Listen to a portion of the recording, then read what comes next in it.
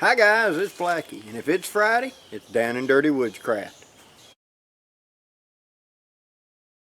Okay guys, today we're going to do a super quick one because I'm about to get washed out.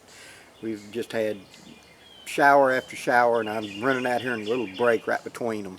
And so I got to do this really quick. Now, what this little tip or trick is going to be how to use the canteen cup to bake in, okay? Now what we're going to do is, as you all know, when I carry inside my pouches, I carry extra aluminum foil. And aluminum foil is used in a lot of different ways. I can open it up and lay it out as a clean place to process meat. I can lay it out and put my food on it, wrap it up and put it in the coals to cook it for something like a big hunk of meat or a large vegetable or stuff like that. I can use it as a windbreak around my little stove to keep the wind from blowing away my heat, my little Trangia or whatever. There's a lot of uses for aluminum simply folded up in a small packet and stuck up under your canteen, or folded down to about a 3-inch wide band and just spiral it around the inside of the canteen cup. But today we're going to talk about a trick on how to use it for cooking. Now I'm going to take it and I'm going to make a strip first, and I'm going to fold it about 1/2 inch and keep rolling it down until I make a pretty good wide, pretty thick strip. I'm going to double that in half. And that's going to look like this. All it is where I've taken a piece of aluminum foil, picked about a 1/2 inch, fold it over, and keep folding down until I make it fairly rigid and get it like this. Now what I'm going to do is I'm going to take it around 2 fingers and I'm going to spiral it around just like that. I'm going to open that up a little bit, and that's going to go on the inside of the cup. That's going to be my spacer down in the cup to keep it off the dead bottom. Okay? Next, we're going to pre-mold. We're going to take our piece of aluminum foil when the canteen cup still empty. We're going to take and mold around it. Now this is the thin aluminum foil. You want to use thick aluminum foil. Okay, this is real thin. I'm going to double it in half like that. I'm going to take it and I'm going to put it and mold it around the canteen cup like this, okay, nice and tight. That way now when I take it off of there, just like easy, don't want to mess it up.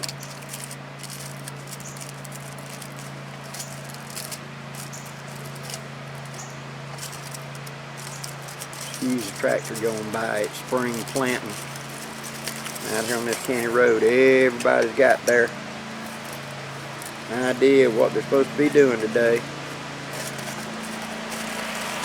Since it ain't raining, man, it's time to run down there right quick, ain't it? Alright. Now, by forming it ahead of time and folding it over like this, I've lined my canteen cup. And remember, I've got that spacer down there, so it's not all the way on the bottom. Now I mix up my cornbread mix, my biscuit mix, my Bisquick, my whatever, and I'm going to put it into here. Okay? How much? I normally put about 1/3 of the cup. Okay?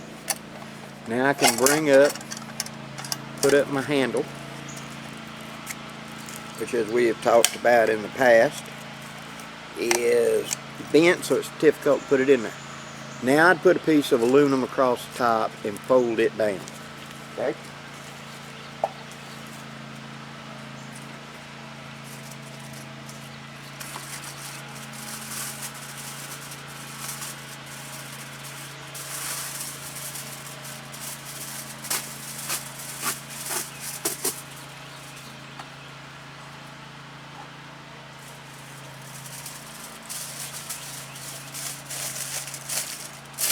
Hold it down, just for a lid. Okay, now we'll have built my fire up. Let it run for at least an hour because I want to get that ground hot. Okay? Now whenever I'm ready to do this, I'm going to take my fire and I'm going to spread it out into a circle. So it's hollow in the middle like a donut. How far out? I want it 1 hand's width out from that canteen cup all the way around. Okay? Then I'm going to take my Canteen cup and I'm going to set it down in the middle of it on that hot ground. Then I'm going to keep that fire going on that 360 by putting little sticks, twigs, a little bit of pine straw, whatever. Have a little flare up every now and again. Okay? Now about every 5 minutes I'm going to take my glove, I'm going to reach in there, I'm going to rotate that cup. How far? Well, if it's head on like that, turn it like that. So I go like 2 o'clock, 10 o'clock, 6 o'clock. Excuse me, I had to sneeze. So 2 o'clock, 10 o'clock, 6 o'clock. Rotate it like that, thirds, all the way around. How long to let it run? Well, it depends on how hot your fire is and what you're trying to bake. But on average, I figure about 25 to 30 minutes. All I do is every few minutes turn it around. Keep the little fire going. You don't put any additional heat on the bottom because it's sitting on the ground. It was hot, right? And that spacer in there is going to keep the bottom from burning. Now, when you think it's been 25 or 30 minutes or you start smelling bread, you can sit it out, lift up the top aluminum foil, take a look at it, and take you a clean sliver, which is just a long splinter, push it down in the middle, pull it back out. If it comes out clean, you're done. If it comes out with a little bit of dough wet on it, you ain't done. Put the aluminum foil back over the top and sit it back in there. Keep your fire going. This isn't a job of speed. It's better to cook slow and let the bread bloom and get thicker as it is to try to cook it in a hurry. We're used to microwave. Man, why I ain't done? It's been 5 minutes. Back in the day, I can remember when TV dinners were a 45-minute meal, guys. When you'd go get a TV dinner and there was no such thing as a microwave, and you had to turn the stove on, let it preheat for 10 minutes, then put it in there and leave it in there 45 minutes. It took you an hour to get a TV dinner. So we're kind of trained now for the 3, 4, 5-minute meals. This is slow cooking, so you don't want to be in a hurry. You'll burn it. So that's the trick. You put it in and you rotate it. Now, whenever your bread's done, bring it out, let it cool. Okay? Run your sliver in, it comes out clean, test 2 or 3 places, set it to the side, let it cool. After it's cooled a few minutes, like 10 minutes, and look at it this way. You got to remember staging. We've talked about in cooking before, staging. If I'm wanting to have bread with my meal that I'm going to cook, how long does it take me to cook the meal? How long is this? So I got to produce the bread first, up to an hour ahead, because that bread's got to cool down. The bread should be warm but not hot. You understand what I'm saying? And so when I take it off of here and let it cool down, then I'm going to take this off, let the steam escape. Okay? Then I'm going to grab this aluminum foil right here. I'm going to slide it out with the bread in it.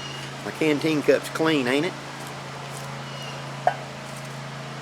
Now I take this and I put that aluminum foil back over it and I sit it over here to the side and I let it cool by itself. Don't break it, don't tear it open. You let the steam out of it.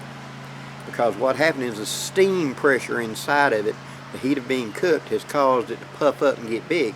If you let the steam out of it, it's dry. But if I leave that steam trapped in it, it'll be moist, good bread here in a little bit. It might take it 30 minutes to cool off, depending on your atmospheric conditions. But by sitting it like this and then putting that piece of cover aluminum back over it, it's wrapped up and it's fine. I can sit it out of the way.